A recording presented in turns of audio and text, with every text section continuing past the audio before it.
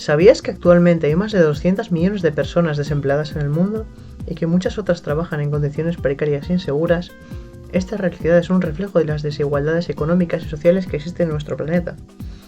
El Objetivo de Desarrollo Sostenible número 8, Trabajo decente y crecimiento económico, tiene como meta lograr que todas las personas tengan acceso a trabajo digno, seguro y bien remunerado. Pero, ¿qué significa realmente el trabajo decente? Un trabajo decente incluye salarios justos, es decir, recibir una remuneración que nos permita cubrir nuestras necesidades básicas y las de nuestras familias. Además, aporta seguridad laboral, estar protegido ante accidentes laborales y que se respeten los derechos laborales. Un trabajo decente también nos da acceso a servicios sociales básicos y a estar protegidos de desempleo.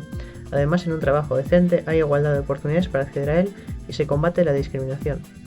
Finalmente, en un trabajo decente se promueve un diálogo constructivo con el fin de encontrar soluciones a los problemas laborales y fomentar la participación de los trabajadores.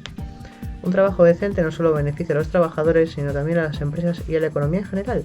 Cuando las personas tienen empleos dignos, pueden mejorar su calidad de vida y contribuir al desarrollo sostenible de las comunidades.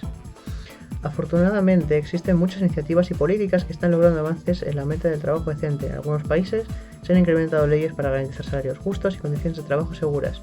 En otros, se han creado programas para fomentar el emprendimiento y la innovación, generando empleos de calidad para jóvenes y mujeres.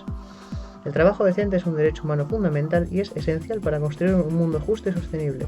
Todos podemos contribuir a esta meta, ya sea apoyando a empresas y organizaciones que promuevan el trabajo digno o exigiendo a los gobiernos que tomen medidas para garantizarlo.